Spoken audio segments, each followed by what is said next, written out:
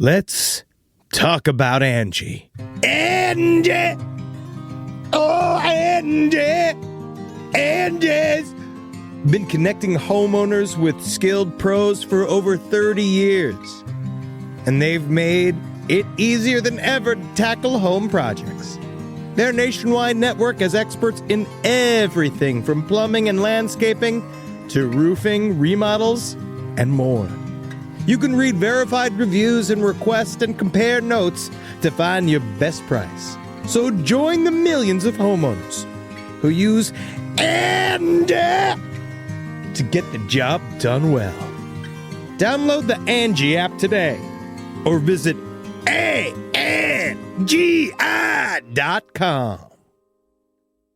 Courage. I learned it from my adoptive mom. Hold my hand. You hold my hand. Learn about adopting a teen from foster care at adoptuskids.org. You can't imagine the reward. Brought to you by Adopt US Kids, the U.S. Department of Health and Human Services, and the Ad Council. Whoa. We got to get these doggies. They're out of the pen. We got to get them back in the pen. In the pen, In the sure. pen. We got to get sense. them over to the Last Podcast Network Country Jamboree, June 18th, 2022, at the Ryman Auditorium in Nashville, Tennessee. Come and check out all the shows that you love on the Last Podcast Network. We'll be in front of you in our meet space, and we cannot wait to entertain you and have a great time. But for those of you that can't come in person, go to momenthouse.com/LPOTL and buy your live stream ticket. Yes, you too can watch us perform our jangly country jamboree from the nudity of your couch. Absolutely fantastic. I hope you guys enjoy the show. Thank you so much for your support, and we are so excited to be at the OG Grand Ole Opry. Yeah! Hail yourselves! There's no place to escape to. This is the Last Podcast. On the left. That's when the cannibalism started. What was that?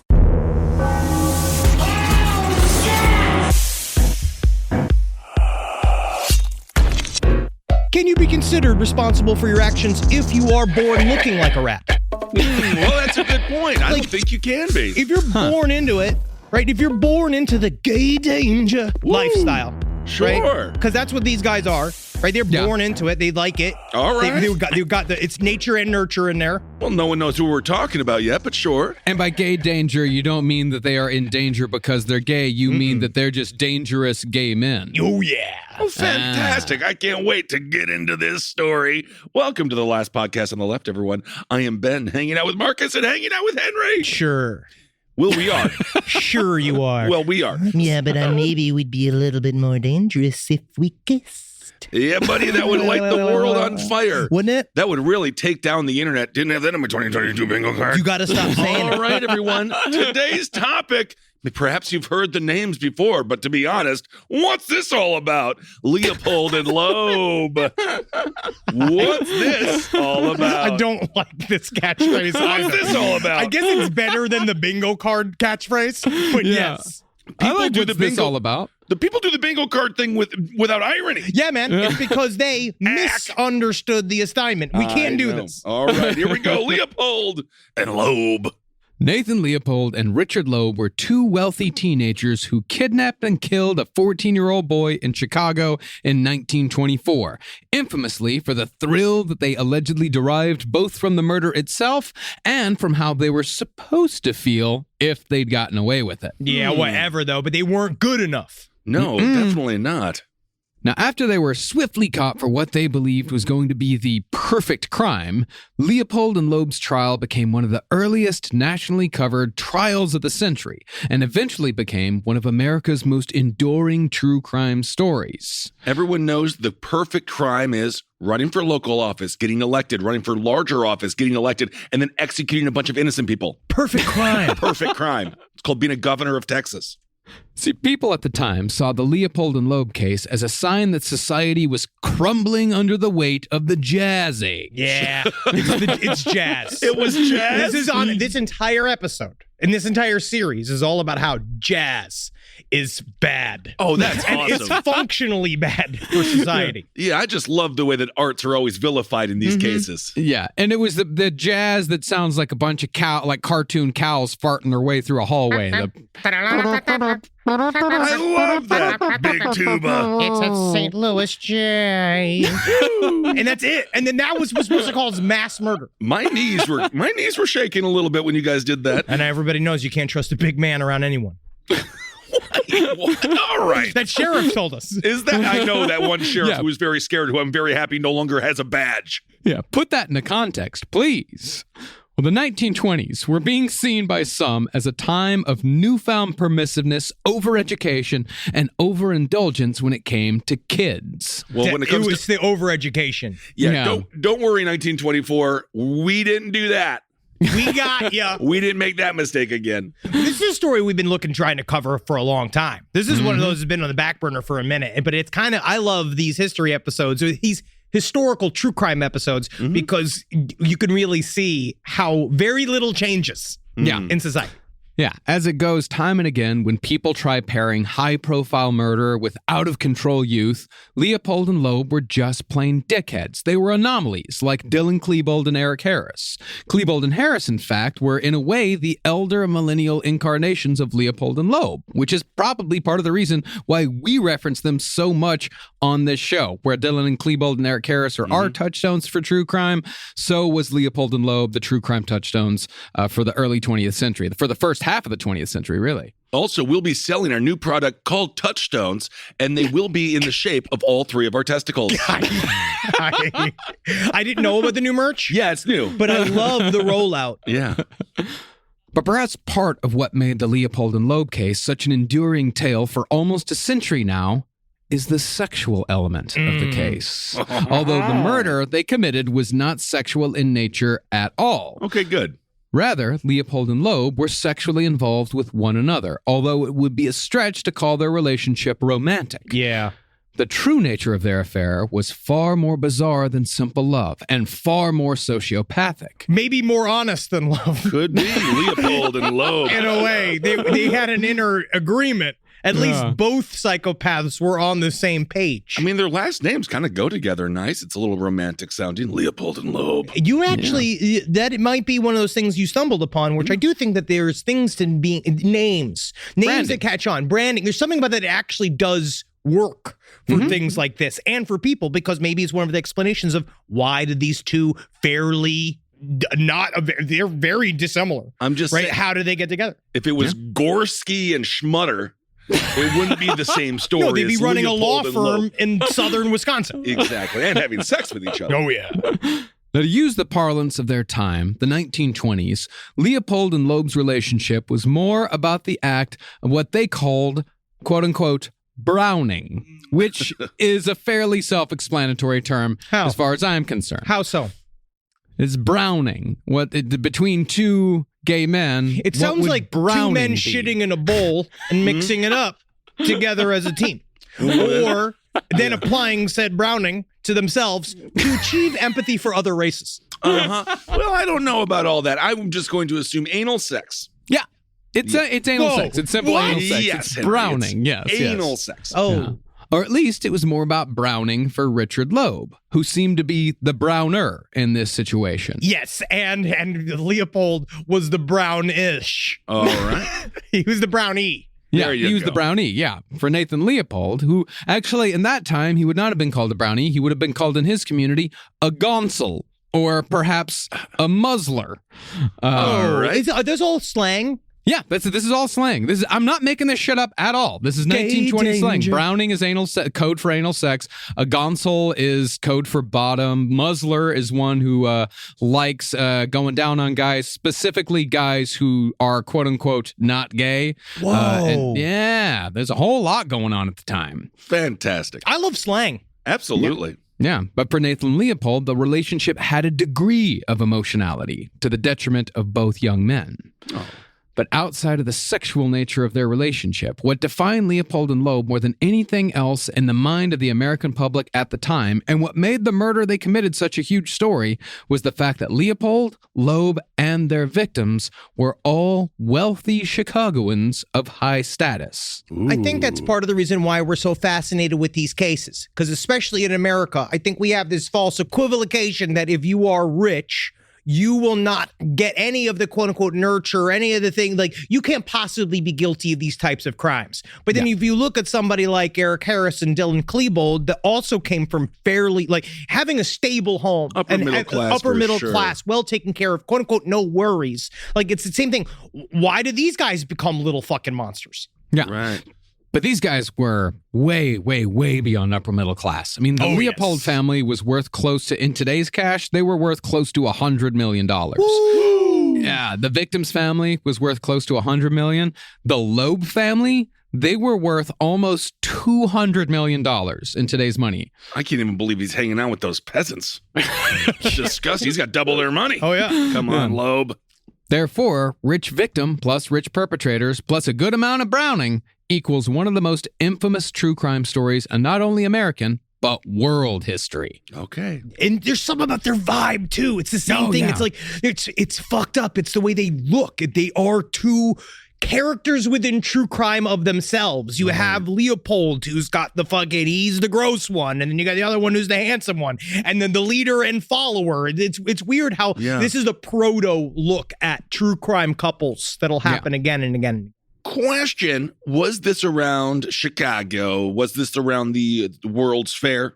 Is this a similar this is like 60 years after the World's Fair. Not everything before 2000 in Chicago took place at the World's Fair. When did Not 60, Michael actually 40 when years, is Jordan? about 40 years. Oh, yeah. Michael It's been Jordan. a long time. Yeah. That's about 60 years later. fantastic. Fantastic question, Ben. It's just all you have in your mind about Chicago is like the Blues Brothers, deep dish pizza, and the World's Fair. And that's all you know. That's it. Yep. But before we get to Leopold and Loeb, let's acknowledge our source. Today, we've got For the Thrill of It, Leopold, Loeb, and the Murder That Shocked Jazz-Age Chicago by Simon Bates. I'm going to kill my fucking family. This music's so good. I do love some good jazz. I can see myself crunching some peanuts, drinking a beer. Yeah. That's country music. It's jazz, too. Yeah. I mean, if you watch the country music documentary by Ken Burns, Wynton Marsalis does make a lot of comparisons between the two, and I think he's correct. Yes, he does. And as you can see here, it's incredible how the violins, they are strummed. And in another way, wasn't bebop one of the most fascinating periods in music history? That was a fantastic documentary. Now, Nathan Leopold and Richard Loeb were two polar opposite personalities. One was popular, good-looking, and sociable, while the other was sour-faced, openly narcissistic, and generally unpleasant to be around in just about every way possible. Two types of dudes that exist, and that's it. Okay. The unpleasant one was Nathan Leopold, and it is with him that we will begin our series.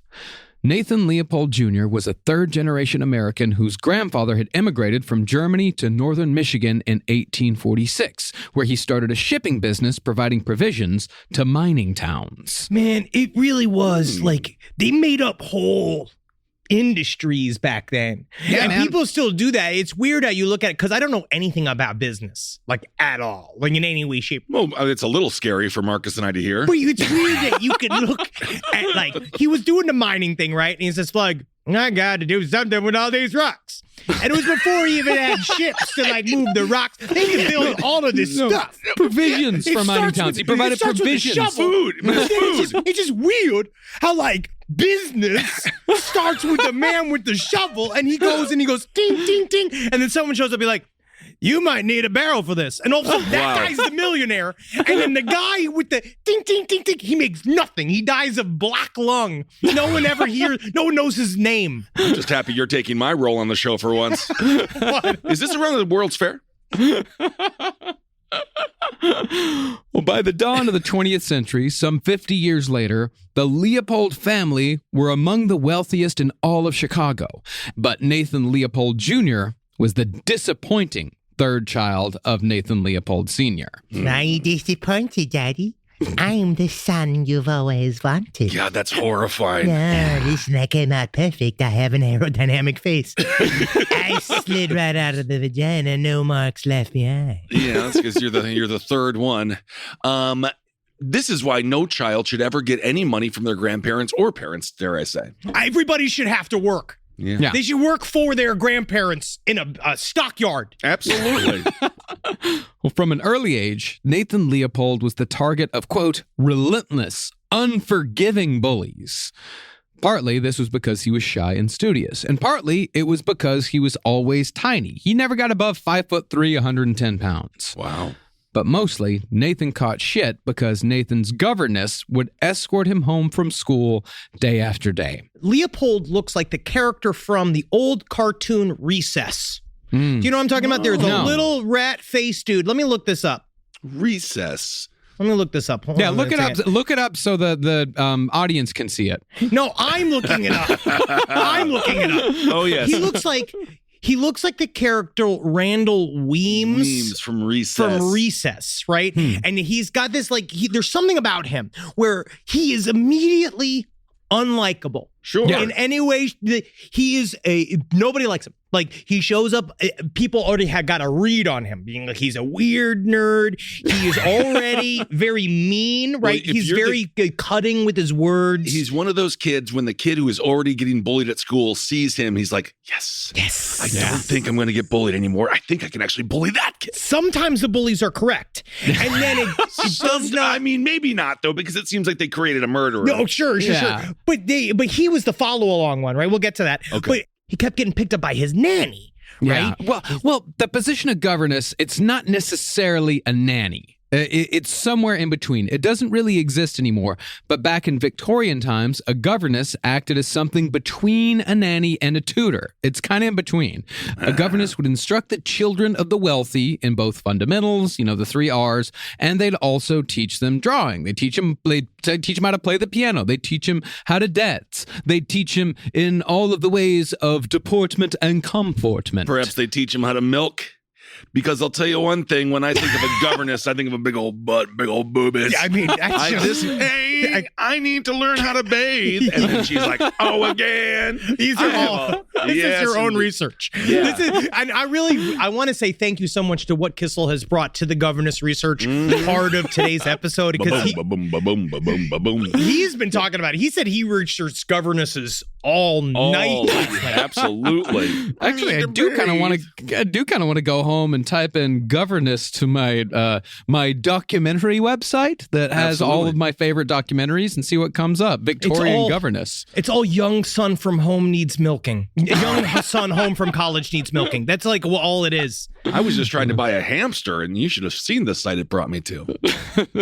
Well, a governess's job was different for ladies than it was for men. With ladies, a governess was there to give them the skills to attract a suitor in a crowded marriage market. Like maybe one girl's like Lady Mary knows how to play the piano, but Lady Edith doesn't know how to play the piano. And Lady Edith is not anywhere near as charming as Lady Mary. So Lady Mary has the advantage, and her governess, therefore, wins the game. If you want a proper husband, the first thing you'll have to do is learn how to speak on Elden Ring for almost 3 hours at a time. And then, you must have a pliable face. We're just going to have to... I'm going to recommend, and I don't mean this is an insult to you, my sweet young charge. We're going to have to kill you and start again with a new one of you. Well, because of this, a governess usually stayed with a girl well into her teenage years. Not always, but, there was definitely a cutoff point. But hopefully, the girl gets pawned away by 16, 17. You don't got to worry about her no more. The governess moves on to the next girl. Well, because then they raise it up to marrying age, and then you hand it to a new property owner, her new husband. Or you hand her over to a lady's maid. Goes from governess to lady's maid. I've been watching a lot of Downton Abbey. I know how this shit works out. And I know it's sexist against women, but honestly, I would love this. If you just had raised me up with a governor, like a big man who taught me about lifting weights and doing getting in there, looking like Joe Rogan at 14 years old, you know what I mean? Shaved head, little fucking 4 feet wide, 4 feet tall, like a square. But at the same time, you just raised me up until you gave me to a fucking mommy wife. That's what Ghislaine Maxwell's in jail for right now. I know, I don't think that this is a very healthy form of love. But I'm just saying, if you did it opposite for a willing boy, it'd be awesome.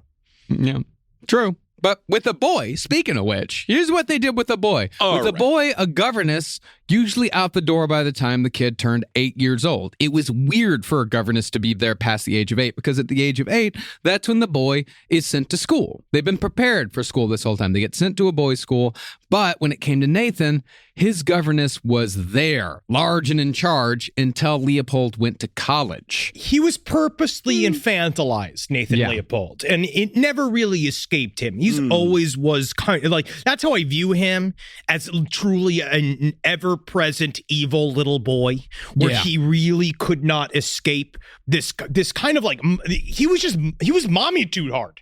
Yeah, because you know how they say that like some children are just naturally sociopathic and then they eventually learn emotions, you know, Yes. and Nathan Leopold was infantilized where he was just a sociopathic child and just continued to be a sociopathic child where he really couldn't figure out the difference between fantasy and reality. He never put himself in the real world. Okay. But his governess's name was Mathilda Wantz. She was nicknamed Sweetie. And by reports, she was an attractive. Okay, Ben, I'm about to fucking dude. bone. But Ben, I'm about to bone you up, bro. I ain't even Bone fucking me lying here. I ain't fucking lying. Mathilda wants her feet rubbed again. Mathilda wants her feet rubbed again. This is unironically one of the hotter descriptions in true crime, is this woman. Except for the molesting, Yes. obviously. Well, no, Okay. I mean, let's We'll not get give to away that. the game just yet. I'm sorry. But Mathilda Wantz, a.k.a. Sweetie, was an attractive, strong-willed German immigrant with a thick accent and a flirtatious manner. She's got a lap for Stein. Oh my goodness. So flirtatious was she, in fact, that she allegedly had sex with Nathan's older brother when he was 17, and she had sex with Nathan himself when he was just 12. It's a little young, I'm going to say that, It's Mathilda. a little young. And also, Nathan young. was gay. Oh, yeah. Well, indeed, it's rumor. It is rumor that That he was gay? Oh, that she, well, that she slept with him. That's what he said. molested. She Molested. Yeah. It was a rumor, but still at the same time, she was real close, real close with him. And for Nathan's older brother, 17 at the time period, if you add inflation since the 1920s, he was 45 years old. Oh. And he really needed to be working. He shouldn't have been having sex with his nanny. Yeah. But since Nathan's mother was sickly and bedridden, his father too occupied with the family business, and his brothers completely uninterested in Nathan's life, Nathan's only constant was his oversexed, child-molesting governess. Yeah, and that's when I come and I play with your little Frankfurter. Oh, You man. want me to do it? I'm not trying to be too obvious about it, but I'm just so horny for I a thought it was going to child. be a lot more fun than this, man. Yeah, This is- I think, because you Yeah. decided to sexualize me. No, You I said, didn't. "Oof, No, look I at that didn't, big man. German mistress. Oh, I want to sleep with her. I'm a full-grown man. But guess what? No, I save her for children. That's horrible. Yeah, It's but bad. you drove me to it. I did. I'm Your a kid. sexualization of your No, eyeballs. I didn't do that. Now, Nathan had been known at the Harvard School for Boys as an eccentric loner, but surprisingly, what finally endeared him to the other kids was his interest in ornithology, particularly his collection of stuffed birds that he'd killed himself. This is the Oh. thing, is that he really found himself in this bird club, and I don't know why that made him cool, but there was did. something about it. Like, during this Well, time he period, had the most stuffed birds, and he was the best at finding the birds and killing the birds and then saying, hey, look, here's this bird that you can look at up close. You I got a see what I grackle. made? Check out You my see- grackle. see my Right. grackle? I crucified him. He's forever petrified in mid-flight. I mean, it's something. It's cool. At least he's not just the shy, nerdy kid at this point. At least he has some kind of arts and crafts background. Yes, I freeze things that are free. Cool. I break their spines and I put them in the little cages forever. You know what, buddy? At least you have a personality now.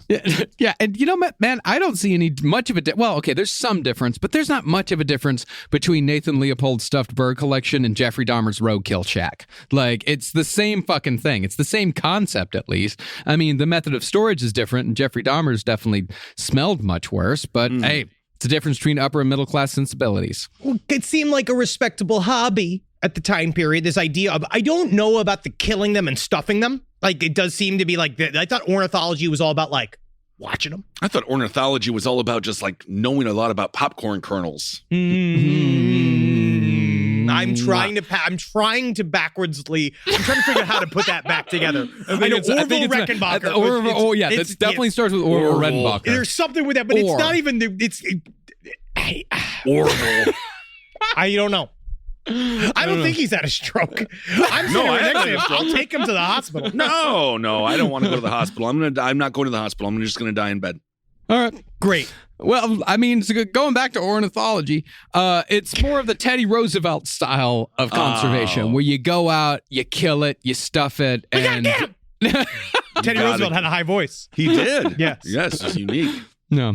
Well, the thing about Nathan Leopold is that he was at the very least book smart, and by the age of 15, he'd earned enough credits to skip his senior year. So many and he attended the fucking University of Chicago at 15 years of age. Oh, God, that's also a nightmare. That's way too young for college. Yep. And that's where he met another kid who'd also been smart enough to skip ahead. That kid was Nathan's future partner in murder, Richard Loeb. Now, while the Leopold family was amongst the richest in Chicago, the Loebs were nearing the status of Chicago royalty. Richard's father was the vice president of Sears Roebuck, which was one of America's first retail giants and the Sears behind Sears Tower in Chicago. Wow. Yeah, they like big things. It's sad. Sears is all gone now. There's a couple of Sears still out there. Really? I looked it up. There's a couple. I mean, it was a real bad idea for them to buy Kmart in the early 2000s. Yeah. But It was. But I love those huge bras they got there. Oh, yeah. I remember that. But since Richard Loeb's father effectively ran Sears Roebuck, and since Richard Loeb's mother didn't particularly care for child rearing, Loeb's upbringing was also entrusted to his governess. Although Loeb's governess negatively influenced Richard in an entirely different way. It's almost like Richard's parents. They only hear what they want to. Uh-oh. You like that? Lisa. I like it. I love Lisa Loeb. Yeah.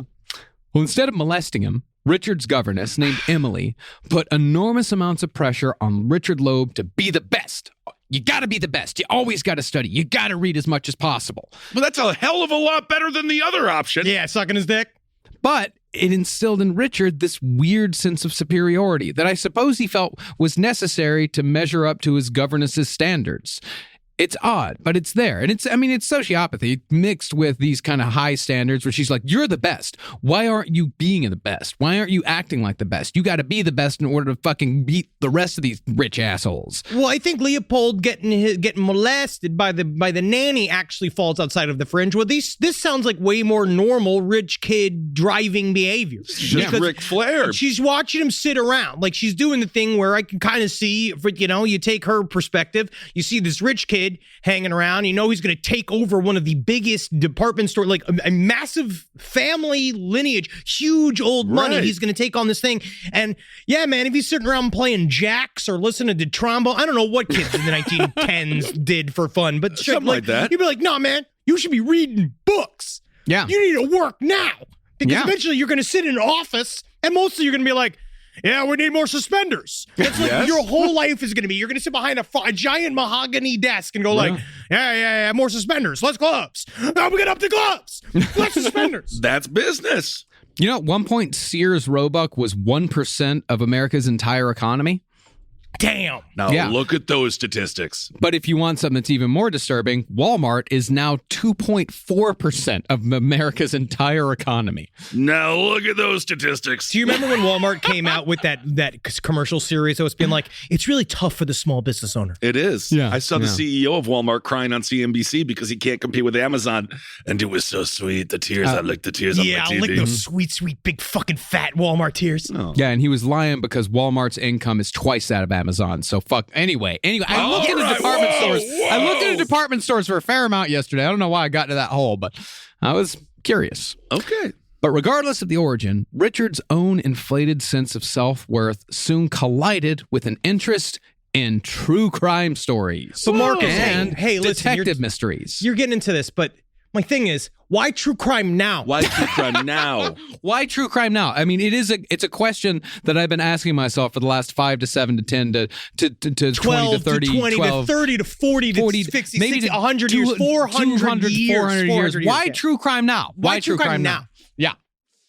But before long, Loeb was identifying more with the Moriartys of the world than the Sherlocks. Loeb came to believe that criminals were, quote, not in the common run of humanity. And just like any other unimaginative killer who wants to take a shortcut to what he thinks is greatness, Loeb began to think that the way to set himself apart from the common run was to become a master criminal. Now, he was around the ages 15, 16 years old when he started. Even before that, 13, 14. He was rolling up. These are childish fantasies, obviously. Yeah, like this idea that if I get it. It does seem to be glamorous to a young person, the attention that one gets from being a criminal. But his fantasy really involved it's really the him versus the world thing. It's the idea that nobody can control me. I am this incredible, crystalline, unique intelligence that can manipulate people. But then there's also a fetishizing of the bring down of of getting arrested, because he's talking about it's his real fantasy is him beaten up by guards. We'll get into that. We'll get into his real fantasy, or not his real fantasy, but the other side of his fantasy. There are definitely two sides to Richard Loeb's fucking boner coin. Sounds like a bit of a persecution complex. Perhaps. Very much so. Yeah. Well, Loeb's supposed superiority was only emboldened by both his popularity and the fact that he graduated from high school when he was just 14. Yeah, not only I graduated from high school, but I can also tittle and wink. Whoa! I can do both. You can tiddly and wink? And guess what? I can sing your favorite song. It's easy for me to do. I know how to do jazz with my mouth. All right, let's hear it. That is my favorite song. My knees are crackling. I don't even need a phonograph. Wow. But according to Loeb, when he went off to college at the University of Chicago and his governess was let go, something, quote-unquote, broke loose. Uh-oh. And not too long after, Richard Loeb met Nathan Leopold. Now, on the surface, it would seem like these two teenagers wouldn't have anything in common. Richard Loeb was sociable, charming, and funny, while Nathan was disdainful, arrogant, and pompous. One fellow student, the very wealthy-sounding Arnold Marmont, said that Nathan... It's Arnold Marmont.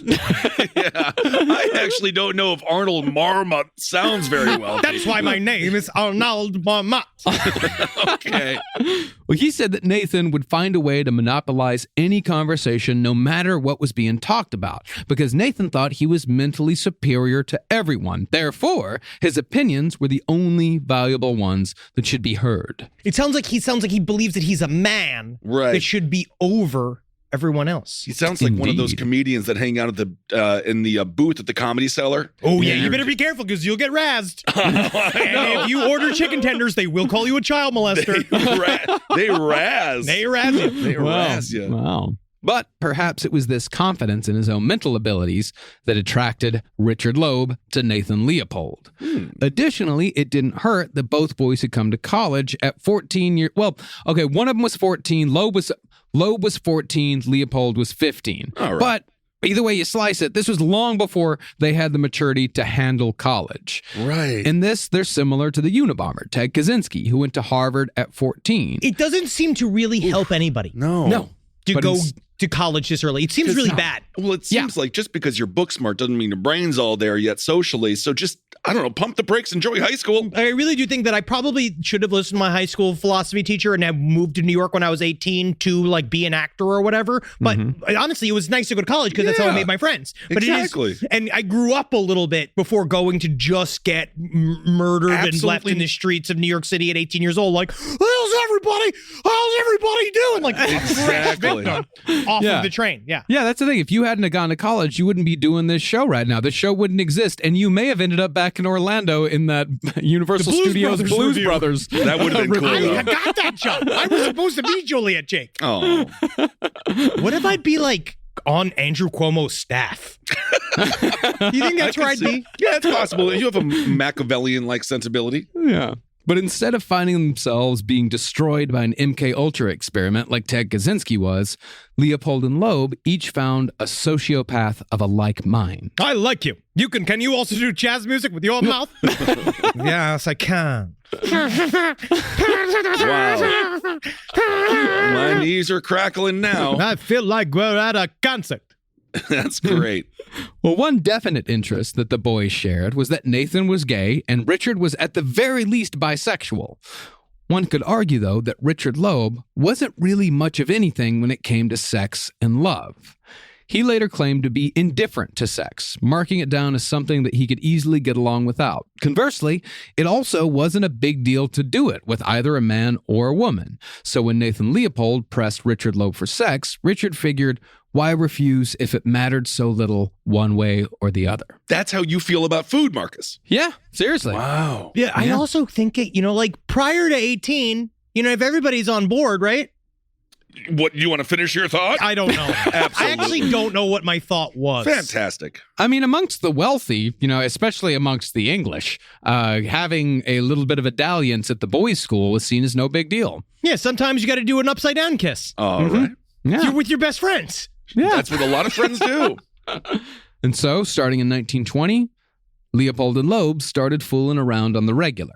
And by spring of 1921, Nathan Leopold had fallen in a kind of love with Richard Loeb and was willing to do just about anything Richard wanted. Well, I think Richard Loeb also got really obsessed with the idea of doing anything that was anti-society or that was regular at the quote unquote regular at the time. So I feel like there's a little bit of him, his drive, like Leopold was like truly falling in love with Richard, right? Like he was sort of insofar as much as he could fall in love. But I do think it's mostly just because it's another way to tell polite society to go fuck yourself, being like, and I'm gay. Yeah. All right, there you go. Well, I would argue with that because when the very first time that Richard Loeb was faced with like, hey, you got to stop being gay or else you're going to be ostracized, he fucking folded immediately. Oh, yeah. Because again, he has no strong attachment to anything. Yeah, that's true. But it is important to note that Nathan Leopold was by no means forced to do anything, nor could it be said that Leopold was spellbound by a stronger personality. Instead, both teenagers had rich and intricate fantasy lives that locked together perfectly to create a sociopathic feedback loop that resulted in murder. They found their person. Yeah, sure. Isn't that nice? They found their person. I found my slit for my slot. Oh, isn't that nice? That's their love language. Yep. I also wonder if they it's weird because their crime in many ways reminds me of a formulated more than anything else. A formulated? Is that like a fondue type thing? That's what we covered this. We covered this before. It's the idea of like a 2-person cult. But like we did with the sisters, the Erickson sisters. Yes. Right. Where like the key is the fantasy life lining up. Yeah. Because there's something about being able to say out loud to somebody else, I have these dark thoughts. And the other person being like, not only do I have dark thoughts, but I want to be the lord of dark thoughts. Like I want to make dark shit. I want to be a criminal. I want to be a professional criminal. And you want to suck a criminal's dick? That's incredible. Like this really works out. We're like, now we're going to hang out, and they're collective together ruminating about doing shit together, like starting to escalate, like really trying to say fuck you to society. It weird. I feel like in a way it's almost like their fantasy world became more real than their reality. Yeah. You complete me. No. And we do, don't we, Kissel? Yes, you do. Because we each a perfect complementary spice. Marcus has the dirt. Yeah. Kissel shits as soon as he comes into the studio. Yep. And me, I'm always exactly about 6 minutes late, just to show you I'm easygoing. Absolutely. French. Rise from your grave. A roast as dark as the night, perfect for fueling the cryptid research and mad ravings required for your podcasting. Don't mind the red eyes. He's just trying to warn you of the bridge. The bridge. Finally, from the caffeine-addled brains of Spring Hill Jack Coffee and Last Podcast on the Left, we bring you Mothman's Red Eye Blend. Yes, delicious Panama beans. Go to lastpodcastmerch.com to order yours today.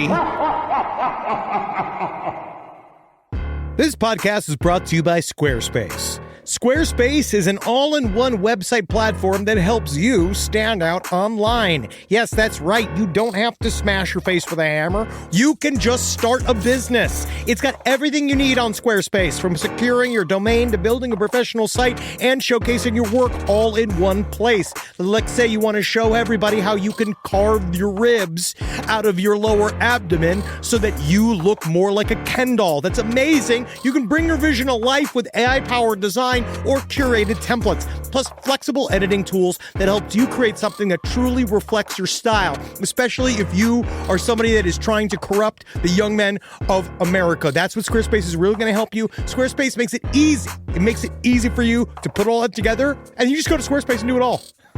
Thanks, Braden.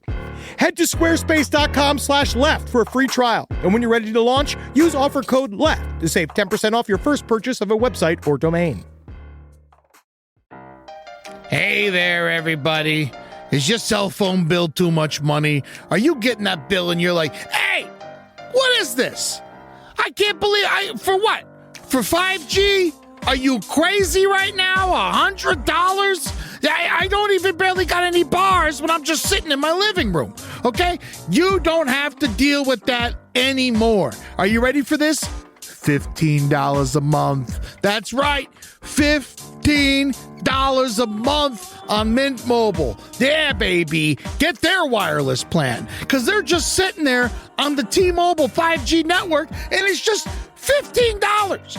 Your whole life, you're just paying all this money every month. You're like, why? Where's it going? It's going to these phone companies that are robbing you. So go to Mint Mobile. Let them help you talk to your mom. So get your new wireless plan for just $15 a month. Go to mintmobile.com/LPOTL. That's mintmobile.com/LPOTL. Cut your wireless bill to $15 a month at mintmobile.com/LPOTL. That's it. There's no catch. Upfront payment of $45 for 3 months, $90 for 6 months, $180 for 12 months. Plan required, $15 per month equivalent.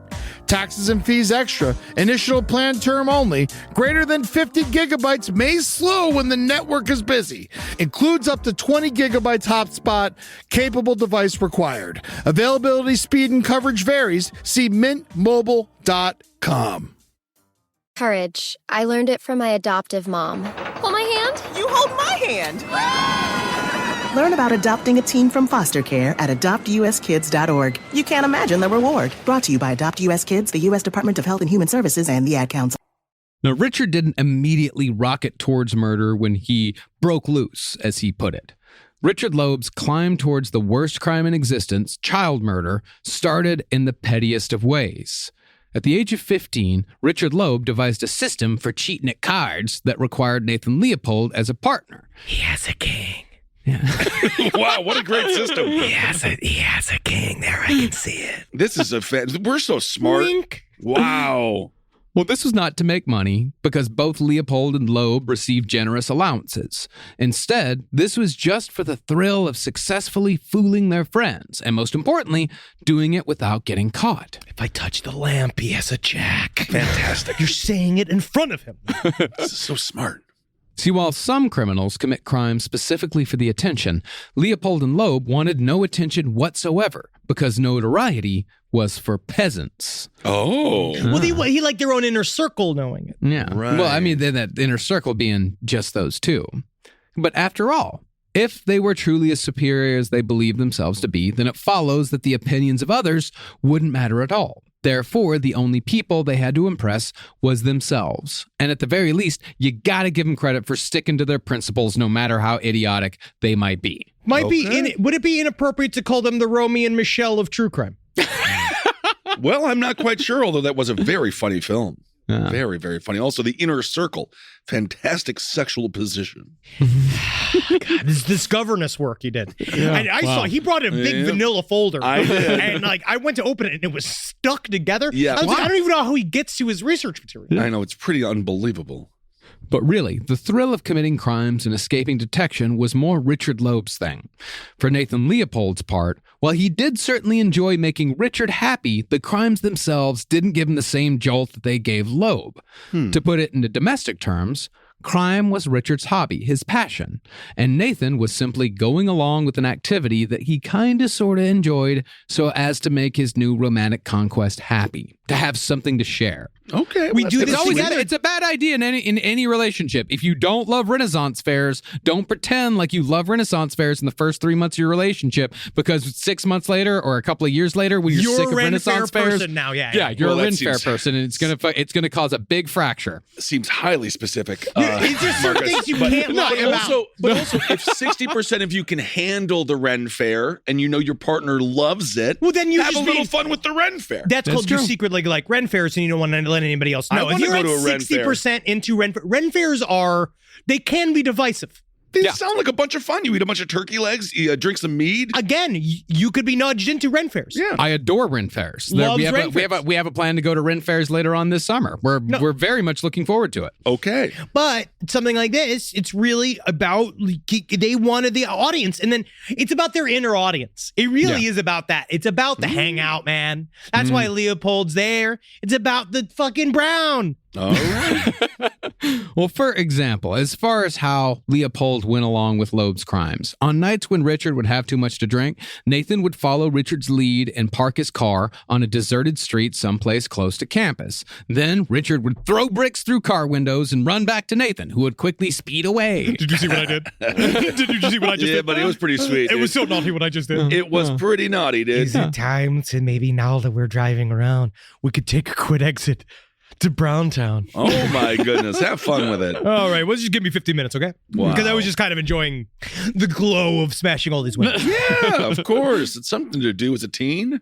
You know, this ain't the craziest behavior from a couple of 15-year-old kids. But you to know, them, it was the most exciting, most dark, dangerous shit in the world. Maybe they were just bored. Yeah, I mean, it's part of it. I mean, that's kind of my point, is that from brick throwing, Leopold and Loeb graduated to car theft or really joyriding. That escalated to smashing storefront windows, which then escalated further to arson.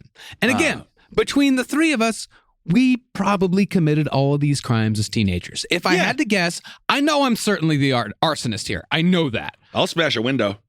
Wow, really, Ben? Yeah. I pegged you as the joyrider, and Henry's the vandal. I'm the joyrider. You can do both. That's interchangeable. I think the main crime is the one that you admitted to, Marcus, which is awesome. Yeah, that is a crime that you but said. I- You said fun things to us. Because you can just call Safe Light and be like, the kids got into my car again. But, with yours, like, my house is burnt down. Yeah, you've killed I me. never man. burned down a house. I don't know why you, but when it, and you know what? I got caught for my arson, so I'm not admitting to a crime that they're still searching You're for a legal suspects. arson. Oh yeah, but what about the old McLuhan man's house? No, Huh? I didn't. Old I man did not- McLuhan? I never burned down anyone's house. Never. Never. He never once. did it. Dude, he's looking up and to the left when he to says the left, it. yeah. And No, so I'm I don't not. know if he's. I'm looking straight into this fucking Zoom camera. I am Yeah, but looking now you're straight really at both focused of you. on looking Yeah. Now straight, it like, seems to just be a like- performative act. Right. Never burned down any houses. Fantastic.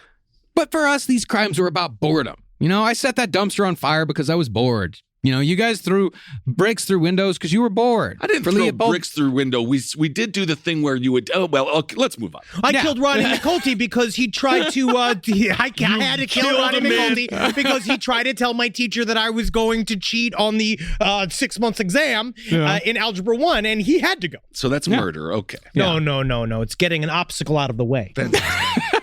Well, for Leopold and Loeb, these crimes were feeding dark fantasies. And with each crime the pair committed without capture, the more intricate Richard's fantasy life in particular became. Richard Loeb began to think of himself as a master criminal whose ingenuity and cleverness could conceivably command the respect of Chicago's criminal underworld. If you ever have to ask the question to yourself, you're like, do you think Al Capone would like me? I don't think that he would. No, this is like, getting a fucking bunt to first base in Little League and expecting a congratulations call from Ken Griffey Jr. Well, It's you not get gonna it happen. if you're one of those kids with cancer. Then you get it. Then Ken Griffey Jr. called you all the fucking time. There was just a fantastic story about a child with cancer, and he did request a home run be hit, and indeed a home run was hit. That's so much pressure to put on, especially the baseball player did it. Because then next thing you know, that dude, he gets pulled in for they're looking at him for roids. Next thing you know, your fun little cancer home run has an asterisk next to it, and then no one can talk to Mark McGuire ever again. Isn't that sad? But Richard's fantasies went far beyond just an attaboy from Al Capone. Richard Loeb would also fantasize about being caught, but with a twist. After being imprisoned, he would be whipped and beaten by male prison guards. Oh, yes. Everyone would be half naked. Yep. But a crowd of spectators, mostly young girls, would look on with both admiration and pity. He's so dark. He's a little sexy. He's so dark. Wow, you're the biggest girl I've ever seen. Yep, that's why I'm here. He's pretty sexy. Ooh, wow. You should go free him, you giant. Go free him. Get him from his cuffs. Spend the bars. I would. I will. Just hold on. Let me watch him get whipped a little bit more. I'm having a big one. Wow, your clit is huge. Yeah. Yeah, it's been like that. Wow. Yeah. Yeesh. Yep. Yeah. You should see it when I'm really horny. Wow, your whole vagina is so filled out. Yeah. Yeah, it's pretty big. It's a pretty big one. I mean, I'm just happy to be here. Sexy. Well, Nathan Leopold, on the other hand, he was fulfilling a different fantasy entirely with this crime spree. While Loeb got off on getting away with crimes, Leopold got off on serving Loeb. See, since Nathan was around 8 years old, his strongest fantasy involved himself in the role of a slave to a king. Yeah, and this is sort of like the Unforgiven 2 video by Metallica, but with a lot more Browning. Okay, but again, I mean, this is a yin and a yang. They're coming together here. Well, in this fantasy, Nathan Leopold was handsome, intelligent, and strong. The strongest man in the world, in fact. So big and round. Mm-hmm. But he would still be a slave who had earned the gratitude of the king by saving the king's life somehow. Cool. Kicking a boar in the head. However, whatever you got to do to save the king, stop him from eating poisoned grapes. Yeah. Kill the queen. Yeah. Whatever it takes. But even though the king had offered Nathan the slave his freedom because he had committed such a heroic deed, whatever that deed might be, Nathan Leopold would always choose to remain a slave to protect the king and save him from his enemies. In other words, Nathan the slave would be the king's number one guy. You are my number one guy. This kind of reminds me of the time when I was when the recession hit in 2008, and I had a corporate job, and I was working at this office, and then they offered me. They were like, "Hey, listen, we know you want to be a comedian and stuff," and they're like, "But what if instead of you being an AA, we pay for you to get a finance degree, and then you can be promoted within the company and make more money and be higher up?" And I said, "I'm a comedian. What if I just stay your assistant forever?" And then they fired me. 2 days later, they fired me so hard. As they should have. Yeah, I did not know, though. I thought it would be a relief to them to say, like, no, I'll stay a slave. Right. I'll just stay here. All right. You know, I used to fantasize when I was real big as opposed to now, which I'm kind of big, but I'm also really big. I used to fantasize about jumping on a grenade and saving the whole class. Yeah, and it also reminds me of like I used to have a fantasy as a little boy of like your like funeral, like while the Goo Goo Dolls played, where you're like, "Do you want the world to see me?" And think about now Danielle like Suzuki, she will fucking cry now, knowing that I'm fucking dead. At 11. But she won't care, actually. She wouldn't care. She wouldn't even remember you now. She'd weep. Isn't that something? Just wanted to go on the road, bro. That's all I wanted to do. Wow, you always wanted to hitchhike, huh? No, I wanted to drive, you know? Like fucking Kerouac, man. Like, just fucking go on the road. Just you fucking can do drive. that now. The Subaru Outback has got some of the best miles per gallon of any car possible. Yeah. It really does, but now I have responsibilities. I can't do that. That sucks, bro. Yeah, bro. Yeah. All right. Sucks, dude. Well, in another version of Nathan Leopold's slave fantasies, the king would find Nathan as a young boy, beaten and abused by slavers. But the king would rescue Nathan, and because Nathan was so much the cat's meow, the king would make him a member of the royal household. In turn, Nathan would grow up and go on to own slaves of his own, who would be branded with a crown on the inner calf of their leg to signify themselves as Nathan's property. Again, a little Keith Raniere there. Yes. And these mightn't. I'm not saying I have this fantasy. I'm saying every tiny person has this fantasy. Right. Yeah, it's definitely breed. it is absolutely a tiny man's fantasy. Yes, it's a tiny man's fantasy, but you got to let him have it. You know what I mean? Because you got to let them have it because it has to be somewhere for them. It can be a fantasy. Yeah, it has just to can't be remain a reality. fantasy. Yeah. But that's the thing. As Richard and Nathan's relationship grew, and as they committed more crimes together, no matter how petty, the more their two fantasy lives became intertwined. The criminal king and the slave who did his bidding. I feel like it was a part of their Browning sequence would be talking about this fantasy. That they would talk about this because he would prop up Richard. Like he would literally say like, you're my king, I'll be your slave, blah, blah, blah. We're going to do this together. And Richard's like, are we done with Browning? Can I be the merchant? Like, yeah. We're like, where'd you come from? Where'd that huge woman I'm just here to watch. Now, I don't think that Nathan or Richard would have ever committed murder without the other. You know, it's a lot like Carla Homolka and Paul Bernardo. Well, I think Paul Bernardo probably would have murdered without, because he was already the Scarborough rapist. Well, that's the thing. I think it's possible but not probable that Paul Bernardo might never have escalated from serial rape to serial murder. I think Paul Bernardo would have had to have accidentally killed someone. If he would have accidentally killed someone in the commission of a rape, then yes, he would have become a serial murderer. Did the thing where he made it so the murder was inevitable, quote unquote. Exactly. But I don't think Carla Homolka would have she wouldn't have committed even one murder, much less 3 without Paul Bernardo. And similarly, Richard Loeb, as a good-looking sociopath, would have undoubtedly done terrible things in his life, most likely in the corporate world, working for Sears Roebuck, but he probably wouldn't have murdered anyone without Loeb's encouragement. I mean, who put the chainsaws at Sears? Yeah. Right? Well, I mean, what somebody psychopath at Sears was like, we need hammers. People need hammers. We need fucking hammers. Most people use hammers for nailing. I want a nail gun. Yeah, because you have to build a house with it. Oh, Not shit. everything's about murdering people. You could do nerd shit with it. It's not nerdy to build a house. This old house, you ever see that show?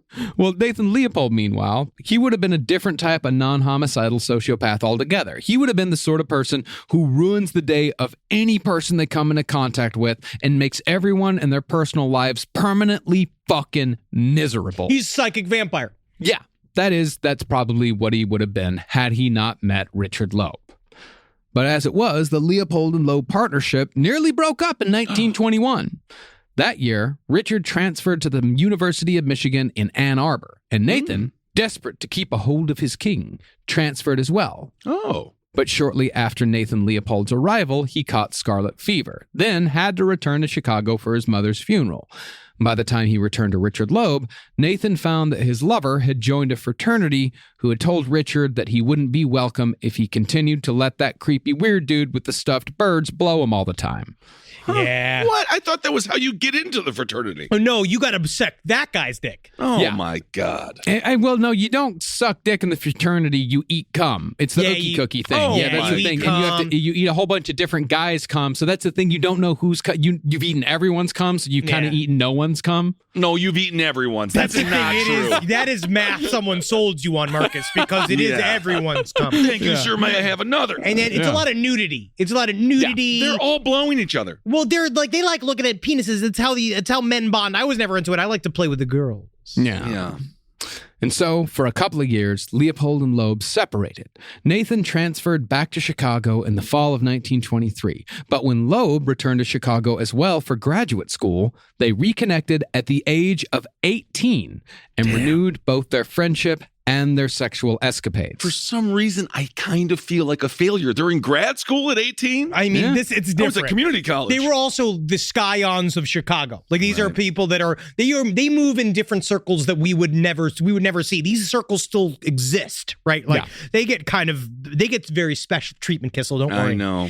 But do you think that when they got back together, it's basically because Richard Loeb was already becoming a burnout? Like, in his years in Ann Arbor, he became an irresponsible drunk. Like, he was really, really out of control. His drinking became really crazy. It's Michigan. But he was one of those dudes who had nothing but potential and all the money in the world, and he could explore any avenue that he wanted. And by then he kind of realized it and just sat back and would party all the time and do the thing that a lot of rich kids do that are an Obama child. They literally like hang out, get hammered, sit around all day, and they knew that. But I think that there was something when he came back and met Leopold again, where he's like, this is what I need. I needed my slave. Yeah. Yes, indeed. I needed my slave. That's how I can be important. Yeah. And also, in the intervening years, Nathan Leopold had started to inch closer towards Richard Loeb's ideas of superiority, specifically after Leopold discovered and wildly misinterpreted the words of Friedrich Nietzsche and the concept of the Übermensch. Now, I read a lot of stuff. I saw some memes involving him. I listened to some videos trying to explain, because I know about Nietzsche. I'm calling him nachos. All right, I'm calling him fucking nachos. Ray Nitschke, linebacker for the Green Bay Packers. Mr. Freddie Nachos had a lot of ideas, right? I kind of view him now, and this might be entirely wrong, and I can't wait to be read to filth, but maybe I am, I don't know. Maybe I'm slightly correct. He reminds me a little bit of an Aleister Crowley, where on a surface level, it's kind of easy to misinterpret his viewpoints. Very easy. It's very easy because it's done in aphorisms. It's done in very catchy, whatever doesn't kill you makes you stronger, the will to power. Like there's certain things that you say that are catchphrases that can be used very easily by people with bad purposes. But also it's about how you unpack it. Like it's really about looking in deeper past the first level and understand that Freddie Nachos was way more of a poet and a fucking horse lover. Too much, kind of a pussy. Okay. So the horse story, it's just, so Nietzsche, near in his 30s or 40s, he started to lose his mind just a little bit. And one day he saw a horse being beat on the street. And so he ran up to the horse and he hugged the horse. And according to legend, said, "Forgive me, mother." And he was never the same after that and barely spoke and was just half an invalid. So just remember that when you're trying to court a girl and you're like, I know Friedrich Nietzsche, and they'll be like the linebacker for the Green Bay Packers. I don't think Freddie Nachos has turned on a woman once, except for his sister, because then you find out that was why he got co-opted by the Nazis, because she brought all of these things over to the Nazis. Fantastic. Yeah. Well, she misinterpreted everything. Now, Nietzsche's Übermensch has been co-opted by everyone from Carl Jung to, of course, the Nazis. But what's interesting is that Nietzsche himself never actually defined what the Übermensch was. And as Henry said, it was actually his sister who twisted his words to fit all of the Nazi bullshit. Nietzsche would not have been happy. But for Nietzsche, one of the theories, and again, this is one of the theories because we're not fucking philosophy majors. My wife is. She tried explaining it to me. Yeah. I didn't understand it. She also, because that was the thing, she was trying to explain. And we're all like... And all we paid attention to was the fucking horse. That's all we... That's all I learned. All I learned was that he liked the horse once too much to write anymore. That's interesting. And then, but Freddie Nachos is he's complex. And I actually don't know if what his stuff, I don't know. I don't fucking know, dude. Who knows? Well, according to one of the theories, the Übermensch was more of a vision than a theory. Mentioned in the prologue to his work of philosophical fiction, Thus Spake Zarathustra, Nietzsche wrote, quote, "The Übermensch shall be the meaning of the earth. I entreat you, my brethren, remain true to the earth and do not believe those who speak to you of supra-terrestrial hopes. Behold, I teach you the Übermensch. He is this lightning. He is this madness. Behold, I am the prophet of the lightning in a heavy drop from the cloud. But this lightning is called Übermensch." Did you hear Taco Bell's bringing back the Mexican pizza? But no, he's the Übermensch is more of this idea. It's the idea of the person with this quote unquote person, this theory of a person has a higher mentality than others. And then they are which is in a way, but I don't know whether or not this is true or not, they are then separate from quote unquote morality, but because their goals are so high, whatever they have to do to reach those goals is chill. I believe that is one of the layman dumb shit explanations of the Übermensch theory that then got ran too far because it was only a fraction of the shit that Freddie Nachos was even talking about. All right. Also, Übermensch, fantastic new car share ride. You get it there where you're It's where this the person, train car. Yeah, where Hey, the, when the Ubermen showed up, honestly, was really because I didn't want to take an Uber pool because there's a new wave. And then I come in there, and all of a sudden, you got into this train car, and it was very unpleasant. Absolutely. I always love it when my Uber driver is also a bit of a philosophical thinker as well. Yeah, that's how you get a 1-star. Yeah. But from this excerpt, Nathan Leopold, like so many dicks with a superiority complex before and after, he expanded these scant 4 lines to justify his own morally reprehensible actions. For Nathan Leopold, the Übermensch, or Superman, I mean, it technically translates to Overman, but Superman also works as well. The Superman stood outside of the law and was beyond the moral code that constrained the actions of ordinary men. In effect, the Übermensch wouldn't even need to reference the greater good as a justification for murder. Because they are, as in the state of being said Übermensch, they are automatically Overman. So Yes. it doesn't matter what they do. We do. Our reaction to what they do doesn't matter. Yes, that the Superman could justify murder by simply saying, "It gives me pleasure to do so." And of course, that is a complete misunderstanding of what Nietzsche was trying to say. Yes, because there is an interpretation that the so-called will to power is supposed to be about personal transformation, much like, each man and woman is a star, like that idea that it's more about personal transformation and not lording it over everybody else. Either way, it is a fucking great way to just absolutely bring a Hinge date to a screaming halt. Absolutely. Have fun with it. Just let it go, man. I just feel like Freddie Nachos doesn't need to be out there as much anymore, and people should listen to more like, what's a better Dune? Honestly, I've learned more about Dune got me laid more than Nachos did. Bobcat Goldthwait, fantastic. Yeah, he's got some great parodies out there. Of the one about America, which is fantastic. Maybe mention some of his films. Sure. Yeah. Or ask her some questions. Yeah. Ask her questions. What do you like to do for a living? How do you plan to express your will to power? Well, I like to read Nietzsche. But with this belief in mind, Leopold and Loeb began escalating once more. And this time, they'd keep escalating until they hit murder. No. Graduating from vandalism, Leopold and Loeb decided to add burglary to their repertoire in November of 1923. Was there a ceremony for their graduation? Did somebody show up? It was like, congratulations, you're graduating from burglary this week. This is awesome. Step. Whoa. During a football game between the Michigan Wolverines and the Quantico Devil Dogs. Whoa. Why does it sound like it's just a group of gas station employees? Leopold and Loeb drove Nathan's red Willis Knight sports car from Chicago to Ann Arbor to rob Richard's old fraternity. They both have like babushkas on. Yeah. Like what's his putts? What's the movie? Spies Like Us? No, the Mad Woman movie.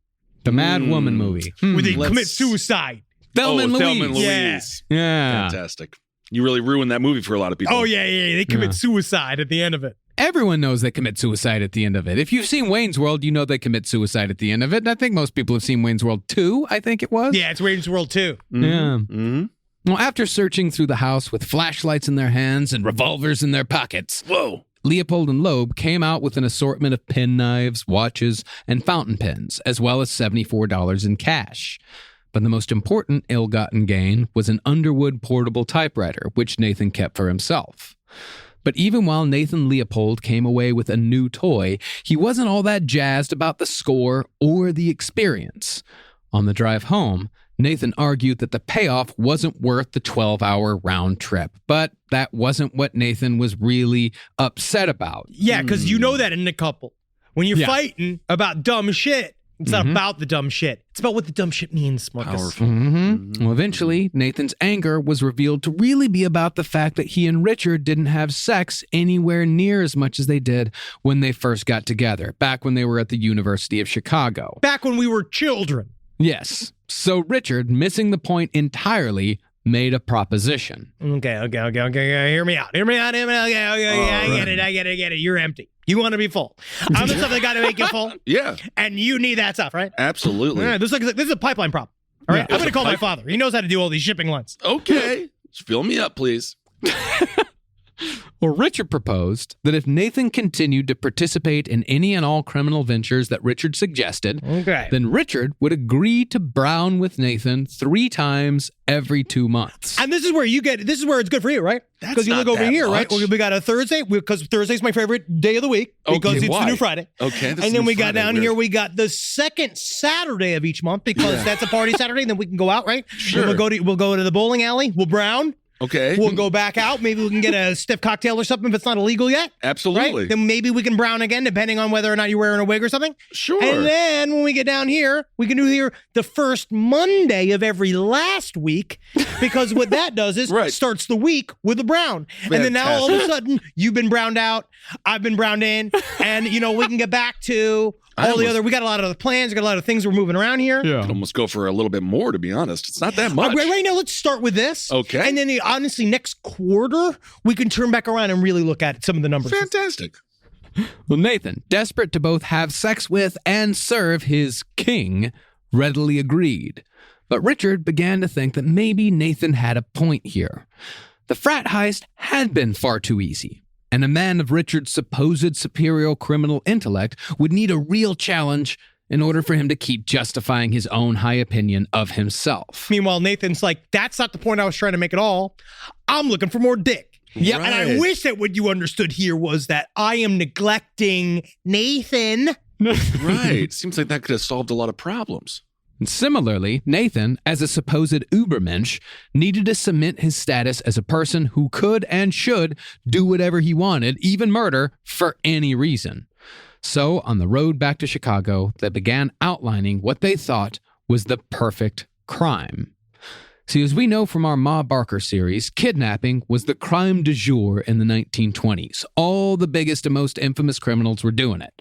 So Leopold, and especially Loeb, who wanted to count himself amongst the criminal masterminds of the day, decided that kidnapping was their crime to commit. Eureka! Yes, we got it! Nailed it!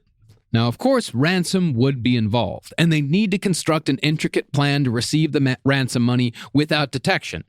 But in order to remove any chance of identification and therefore capture, they decided they would have to kill the child. And I also think talking about killing a child, is that weirdly also in a way, is I feel like that they know that it would be physically easier to kill a child versus a full-grown man or a full-grown woman. Of course. Yeah, you can just slam their head in a car door. Their way up. Yeah. You can give them, arsenic-laced candy.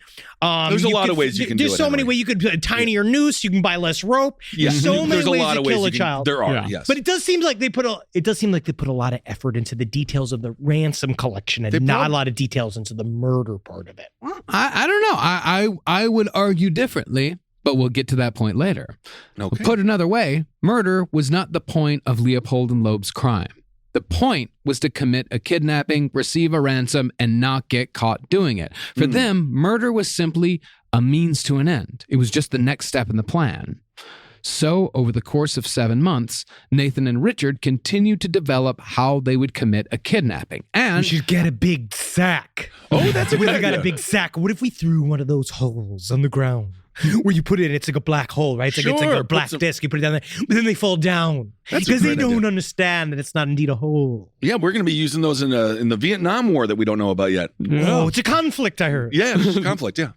And they started to plan how they would get away with the subsequent murder. Murder. Boiled down to complete simplicity, the plan was to lure a boy into a car, knock him out, drive him to a deserted spot on the Indiana state line, kill him, and hide the body. Well, it's such a fucking brilliant plan. I mean, it sounds like it's A to Z, man. Yeah. Jeez. Well, specifically, they would hide the corpse in a drainage pipe near some railroad tracks at Wolf Lake, where Nathan Leopold often hunted birds for his stuffed bird collection. And what I imagine is that everyone there will be so busy searching for birds in the most incredible way possible, in the most incredible hobby that's ever been. They'll never see a little boy's feet in a pipe. Oh, my goodness. Well, as far as how they'd kill the boy, they figured a bullet would be simplest. But Richard rightly surmised that if they were caught, only one of them would technically be the murderer. So they decided to both strangle the boy by each pulling different ends of the same rope wrapped around the boy's throat. And this way, they were equally guilty. It's such a nerdy way to break down a murder. as well. And why tit for tat? Again, in relationships, you can't do the tit for tat. I mean, technically, I think they you're did this both right. guilty. If one of you murders and the other one's in the car and you help plan it, you're both guilty. Mutually assured destruction. Well, unless one flips on the other. Exactly. Yeah, and that's the thing, is that it shows that they did not trust each other at all. They both knew each other's essential nature. The hardest part, of course, was how they would obtain the ransom money in a quick and anonymous fashion. And after much discussion, they decided that the best delivery method would be by train. And Henry, you are right. They did put a lot of thought into this. It's actually quite brilliant, if you want to know the honest truth. Live from your grave. Hey, what's up, everyone? How you doing? Ben Kissel here with Henry Zabrowski. Yeah, it's me, man. Yeah, bro. Henry Zabrowski is smoking some of that sweet last podcast on the left, babe. So go out there and purchase yourself some. I hope you enjoy it. We have sativa, we have indica, and we have a hybrid. And I have to tell you, from my personal experience, they are wonderful. Super tasty live resin. You really get that delicious weedy taste, which is what I like. And 3 different experiences. You go to your local vape store and get it. Absolutely. Thank you all so much for supporting the show. We absolutely love you. Can't wait to see you on the road and get that vape, put it in your brain, and have a good time. And if you want us at your favorite weed store, give them a call and ask for them by name. Absolutely. Last podcast on the left, it's weed. Hail yourselves, everyone. Hail Satan. This is a paid ad by BetterHelp. You know, stigma shows up in a lot of different places. I know I had to explain to my handyman about the devil imagery in my home. I had to explain that in our home, El Diablo es bueno.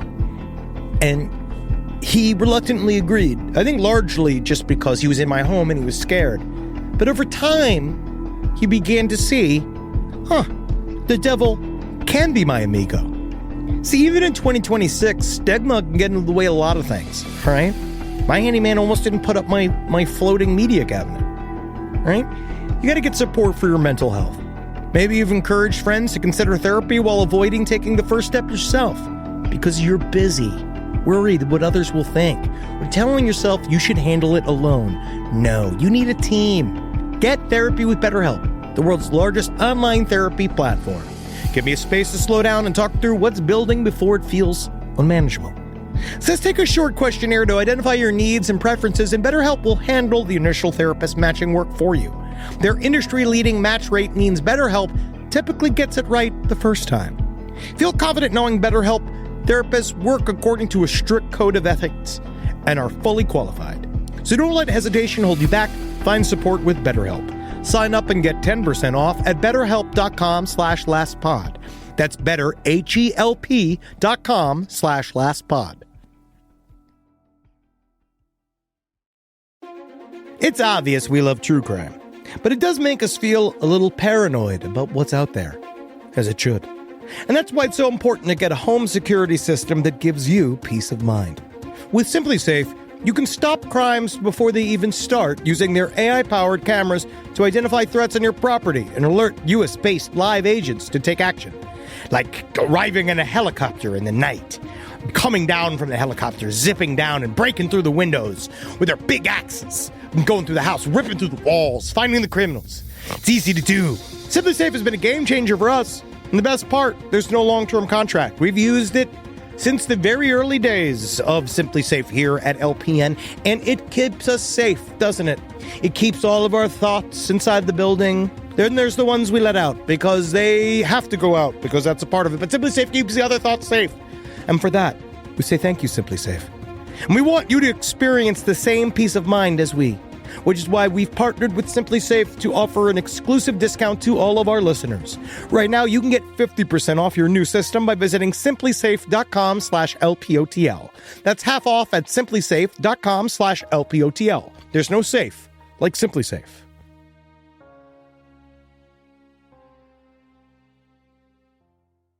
Let's check in on the Serta counting sheep. Why aren't we counting anymore? Well, the all-new Serta Perfect Sleeper has the Q4 support system that helps relieve aches and back pain. We'll never get counted again. Nope. Serta, we make the world's best mattress. Well, after the kidnapping, the plan went, they would telephone the victim's father and tell him to go to a drugstore on 63rd and Blackstone Avenue, adjacent to the 63rd Street station, to wait for a second phone call. That phone call would come just before the train reached the station at its scheduled time, and the boy's father would be instructed to board the train, walk to the rear carriage, and look in a telegraph box for a letter with further instructions. The letter would tell him to throw the ransom, securely wrapped in a cigar box, from the train 5 seconds after it passed the distinctive red brick water tower of the Champion Manufacturing Company. A lot of details. There's so many details. I actually don't think this is brilliant because it's way too complex. And then the guy's like, what if there was more than one red brick water tower? Well, but it was distinctive. That's everyone in Chicago knew about the Champion Manufacturing Company red brick water tower. It was a big landmark. Everybody knew about it. Everybody knew about it? All right. And if the package was thrown at just the right time, then Leopold and Loeb figured that it would land close to 74th Street, where they'd be waiting with the engine running.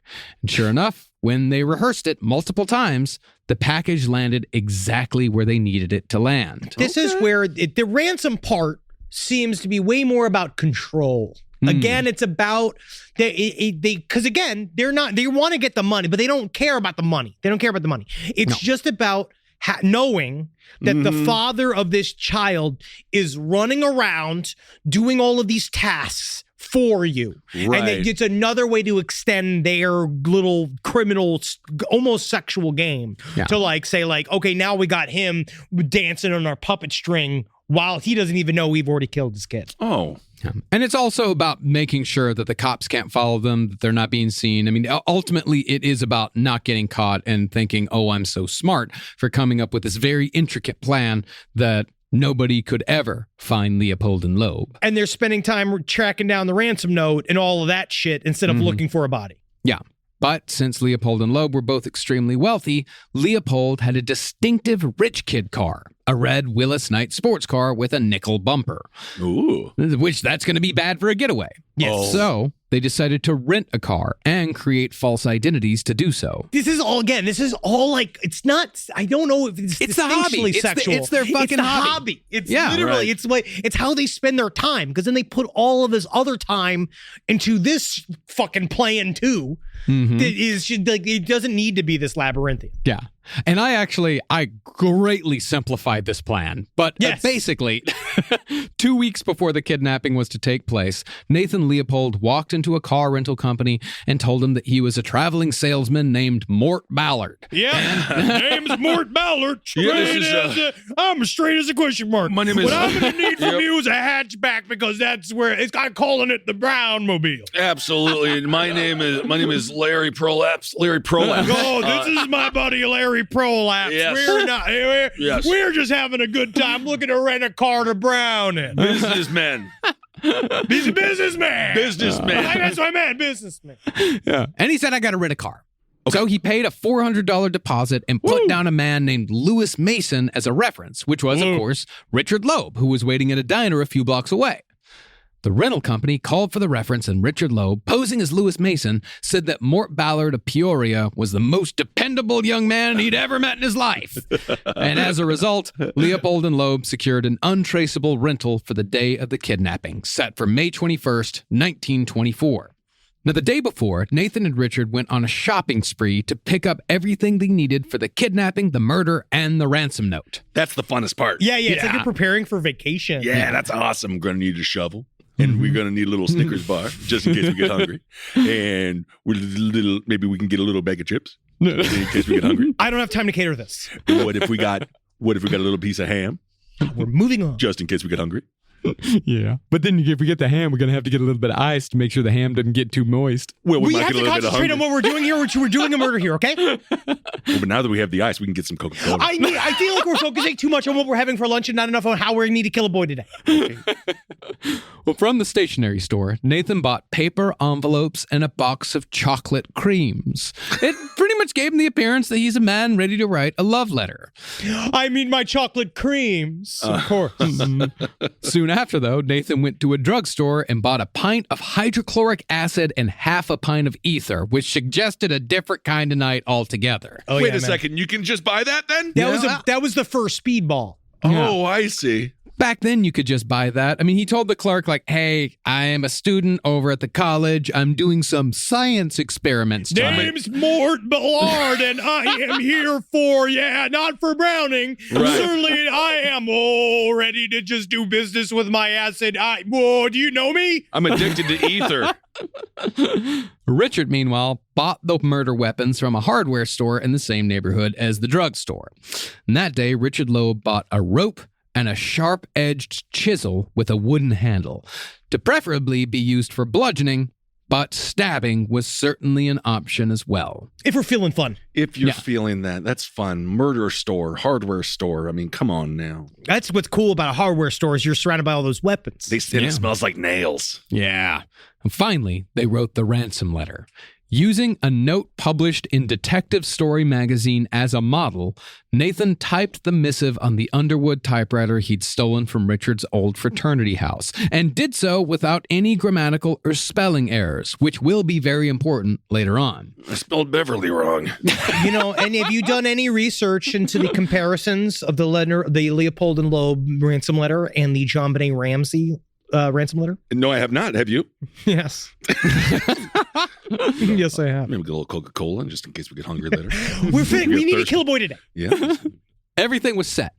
And at 11 a.m. on May 21st, 1924, Leopold and Loeb met up to commit what they believed was going to be the perfect crime. Mm-hmm. And they believed they were committing it just for the sake of it. The thrill of it. And after renting the car under the previously established identity of Mort Ballard. My name's Mort Ballard, straight as hell. Married to a woman these nigh on 57 years. Yeah, I may look like I'm 19, but I'm 57 years old. Businessman. Fantastic. Nathan drove the rental car back home while Richard followed in Nathan's car. Nathan's car was then dropped off with the Leopold family chauffeur, Sven England, who was told to look at the brakes on Nathan's Willis Knight because they'd been squeaking as of late. Have you checked it for mice? A little mice. It's a bit of a Swedish joke. A little mouse in the car. Well, Sven said brakes probably just need a quick greasing. It's not going to take long at all. But Nathan got indignant, and he told Sven to completely take apart the braking system and put it back together again. You put it back together, and you can do it this instant. Come on. Yeah. Actually, Nathan, I actually had a bite of that Snickers bar as I was following you, and I think I was just hangry. So I actually feel great. I don't really want to kill a child. I can't believe what we're doing. I can't believe my whole afternoon's been ruined. But this ensured that Sven England would be busy all day long. And once Sven was put in his place, Nathan took the murder tools from his car and loaded them into the rental, where Richard was waiting. By 1 p.m., Leopold and Loeb arrived at their so-called hunting grounds. They'd chosen the streets surrounding Nathan Leopold's alma mater, the Harvard School for Boys, not just because Nathan was familiar with the area, but because they were almost guaranteed to pick up a boy whose father could easily pay the ransom. Yeah, it sounds like it. They're at the Harvard School for Boys. Yeah. It just sounds like a place for kidnappers to live. It really does. It sounds absolutely horrifying. And indeed, Leopold and Loeb did have a list of potential victims, starting with a kid named Johnny Levinson. After stopping Johnny on the street and having a chat, Leopold and Loeb learned that he was about to go play baseball at a field on 49th Street. The plan was to watch the game, follow Johnny home afterward, lure him into the car, and kill him. But luckily for Johnny, he decided to skip the diamond on that fateful day. And then you have to watch a whole Little League game. Yep. Yeah, it's just the worst. I feel like nothing bears the mark of a criminal more than when I see a man in the airport watching the Children's World Series. I think like when they have these Little Leagues, I feel weird when a bunch of grown-ass men are like, yeah, look at the legs of this fucking hoss. He can charge up and down. What I like about him, he's got a good set on him. He's got a good gait. He's got long arms. He's got a big, deep torso. And I wish I could really wrap my hands around him to see how solid he was, but it's just hard. They won't let me on the field. It is really freaking gross, I hate it. Especially when it comes to sports. Like LeBron was on the cover of SI when he was in 8th grade, I think, and they were scouting him since like 5th grade, which means they just have to watch a bunch of children play basketball. And it's just boring. It's just kids playing basketball. Yeah, it's kind of a gross business. No, it's fine if your kid's playing basketball, No, if I your mean, relative's sure, playing but I don't basketball, even- but a stranger watching a bunch of children play a sport is strange, yes. And seeing dollar signs. That's why I don't even go to college football games because I feel like you guys are cool kids, huh? You're all I love kids. the Syracuse Orange, man. They're children. Exactly. Yeah, the further I get away from college, yes, the weirder watching college football does seem. Well, after realizing that Johnny wasn't coming, Leopold and Loeb returned to their car and spent another 2 hours just driving around. And just when they were ready to give up and try again the next day, Loeb spotted a 14-year-old boy walking alone down Ellis Avenue. There she goes. Oh, no. Loeb immediately pegged him as the ideal victim. But when he looked closer, he found that he actually knew the boy. The boy's name was Bobby Franks, and he not only lived on the same street as Richard Loeb, but he was also his second cousin. I don't know. I feel like the name Bobby Franks, he'll rip off your arms and beat you to death with him. I don't know. Bobby Franks is a tough name. It definitely sounds like the name of a kid whose picture you'd see with a candle next to it at a wake. Like it does seem like old Bobby Franks. He didn't have long for this world. He was half Frankfurter. You know how it is with the nitrates. Yeah, well, those are bad for you.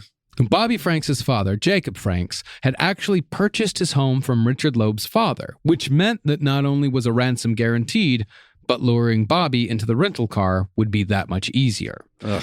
But once Nathan and Richard pulled up to talk to Bobby, they found that Bobby didn't really need a ride because he was only 2 blocks from his house. I don't need to go with you. It's like it's hard. And you're like, that's the problem. He's pulling in like a child like me into the car, being like, You guys ain't trying to suck my dick? Get out of "You here. got $20." Well, Richard responded by saying that he just wanted to know more about the tennis racket he'd seen Bobby use the day before, because Bobby played tennis at the Loeb house fairly often. Richard knew this kid. I don't understand why all you adults are watching me all the time. Yeah, leave the kid alone. And so Bobby Franks agreed to ride around for a bit and talk tennis.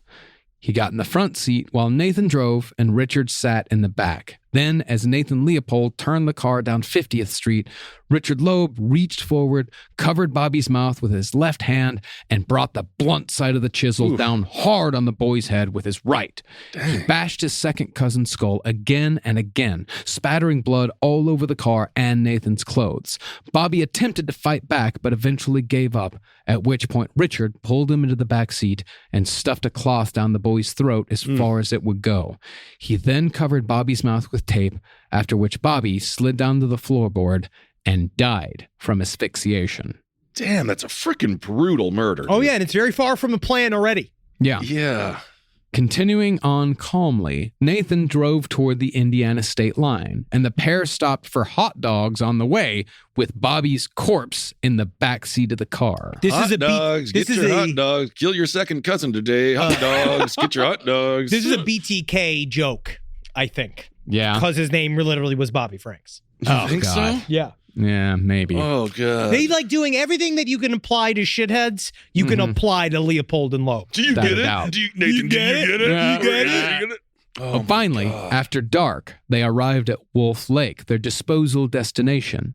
They continued with flashlights to the drainage pipe they'd already scouted out to stuff Bobby's corpse inside, where they believed the corpse would quickly decompose and disappear through a combination of drainage trickle and summer heat. Once they arrived, Leopold and Loeb laid Bobby's corpse on a blanket and got to work on disfiguring the body just in case anyone found it, in the hopes that identification would then be impossible. Well, this would make it, quote unquote, the perfect crime. Yes. They're so stupid. First, they stripped the corpse naked and poured a few drops of hydrochloric acid on the face to burn away the skin.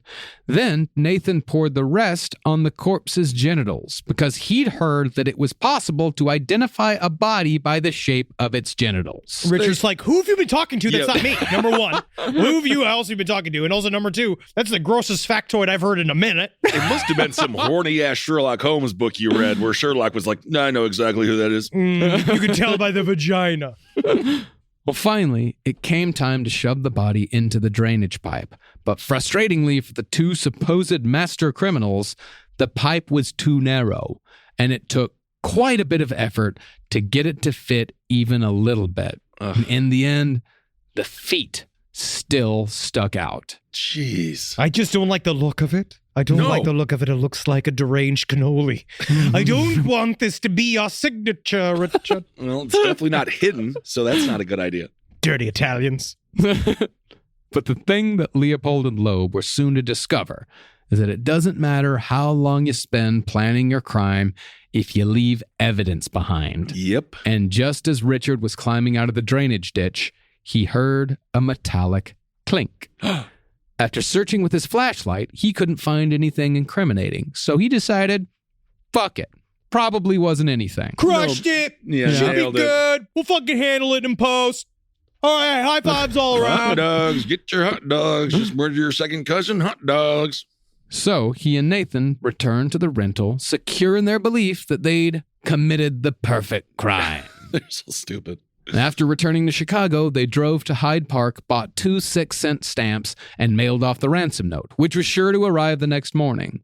Lastly, they burned Bobby Franks' clothes in the basement furnace of Loeb's house. At 10:30 that night, after all the hard evidence was disposed of, Leopold and Loeb squeezed into a telephone booth together at a Walgreens and made the first call to the Franks' home. Stop laughing. This is serious. You stop laughing. You're the one. You're laughing. No, you're laughing. You stop it. They did not trust each other at all. No. And also, if you're just seeing that, you're like, how non-inconspicuous is that? Two 18-year-olds jammed in. These evil-looking teenagers. Just all like, Mr. Simmerlin, you're Feppets? Whoa, yeah, good. You got him? Got him. Well, after reaching Bobby's mother, Flora, because Bobby's father wasn't home, Nathan said this, rapidly and clearly, in a tone that was later described as educated. This is Mr. Johnson. Nailing it. Your boy's been kidnapped. You're nailing it. Dude, that was so freaking good, dude. Okay, wait. Shut up. Just try it again. We have him, and you need not worry. He is safe. But don't try to trace his call. Nailed it. Don't try to trace his call. We must have money. We must have money. We will let you know tomorrow what we want. Yep. Oh, thank you. Fucking, yeah, I'm nailing this. Fucking got your fucking. All right. We're kidnappers. We mean business. Big business. Now, if you refuse us what we want or try to report us to the police, we will kill the boy. Boom. She has no idea we already killed the boy. Shut up. Oh, dang. Oh, man, dang it. Have you guys ever watched home movies? They remind me of Walter and Perry. Like they were Walter and Perry, the two boys who love each other too much. Well, they then hung up the phone and went back to Nathan Leopold's home to have a celebratory drink. There, they ran into Nathan's father, who praised Richard Loeb for being, and I quote, an excellent influence on his son. Oh, you wouldn't believe it, Daddy. He influenced all over my lower back last night. Fantastic. I'll have some fun with it. But when Nathan was driving Richard back home later that night, they realized they'd forgotten to get rid of the actual murder weapon, the chisel. Okay. So, master criminal Richard Loeb simply tossed it from the window, thinking no one would see. He is absolutely brilliant. Richard Loeb, this is the thing. It's all about the quote-unquote perfect crime, and then all the planning goes out the fucking window. That's the worst thing that they could have done. Everything other than falls everything apart else. so quickly, because it really shows that they had no real-world experience, obviously, in murder. Yeah. They did not know what to do. But Which shows how arrogant they were as well. Deeply arrogant. And it's also that idea of he's the what's the text thing with the shrug? Like he's doing that with all these, because it really is like he maybe is sort of borrowing Nathan's viewpoint of like, you know what, maybe we are Übermensches, so what we'll do, it'll all work out. Yeah. It'll just wash work out. Yeah. No, in this they were wrong.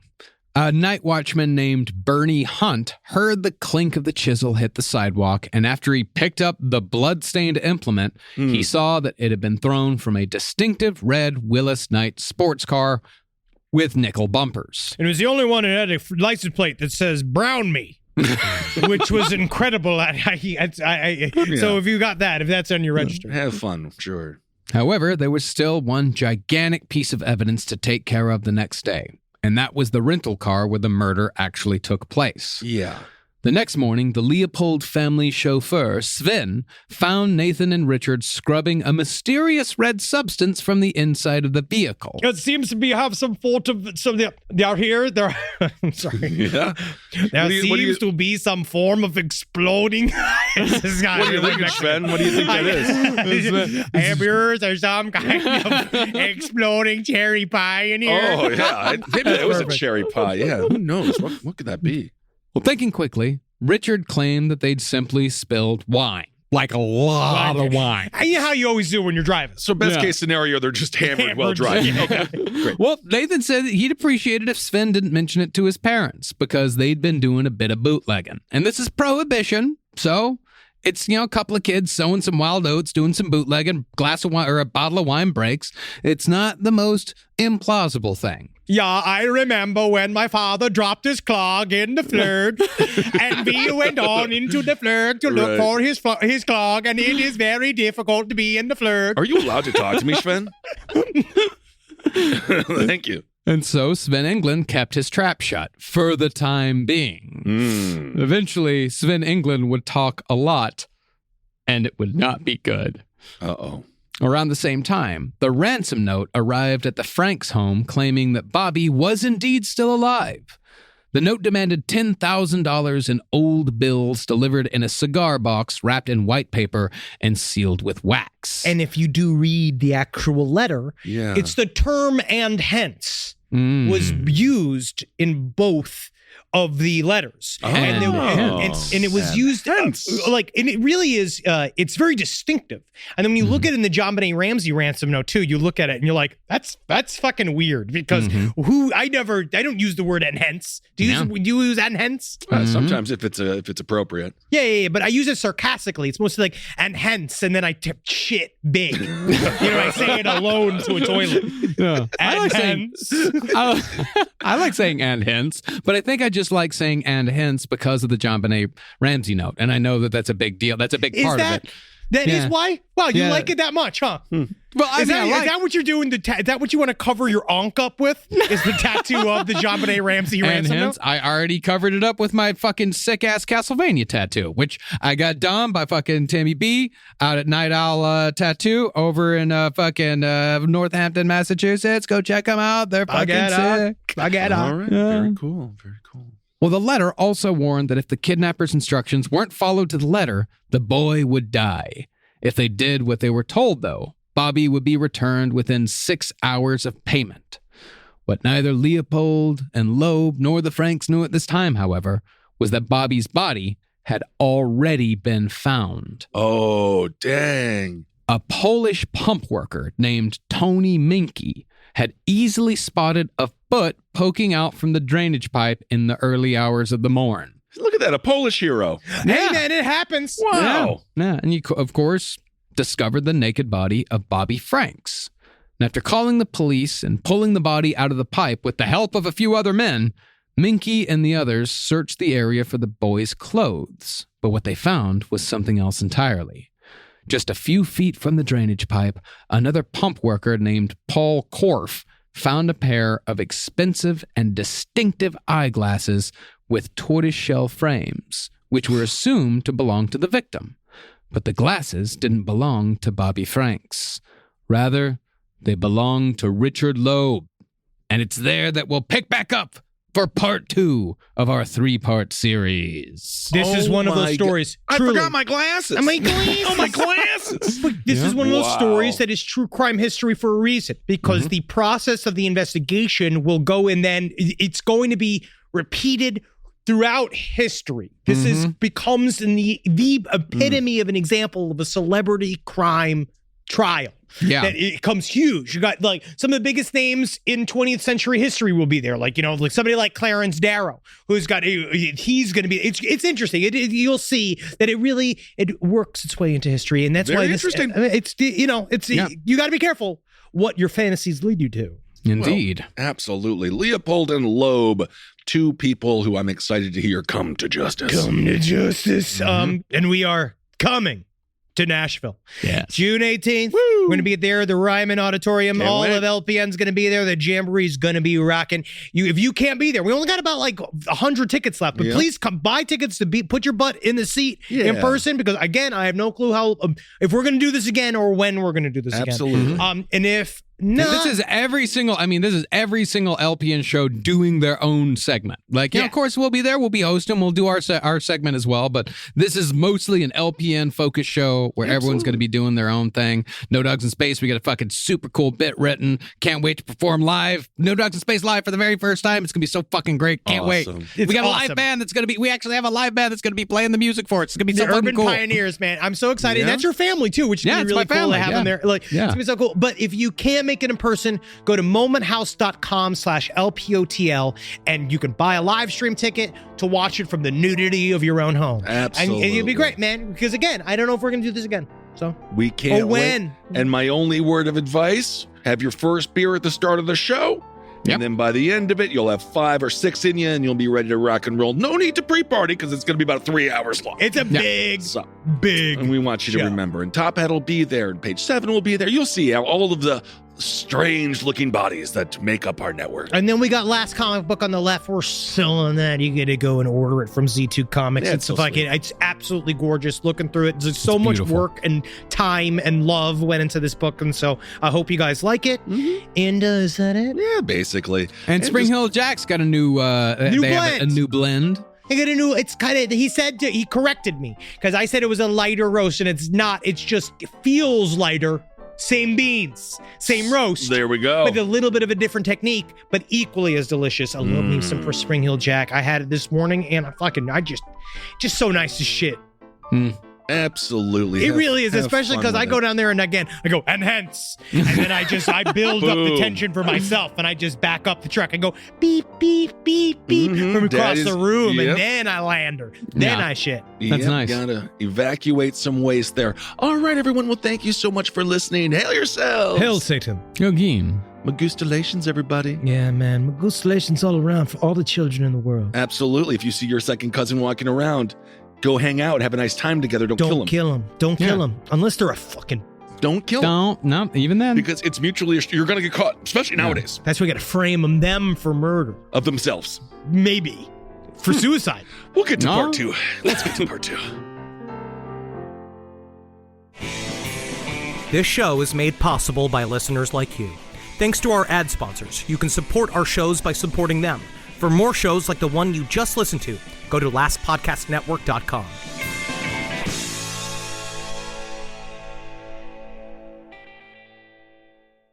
Hey, listeners. Marcus, Ed, and Henry here with a little bit of an announcement.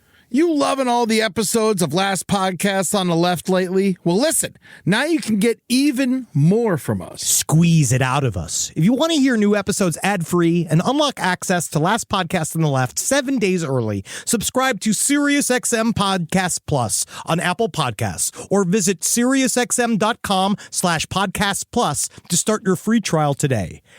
Do it.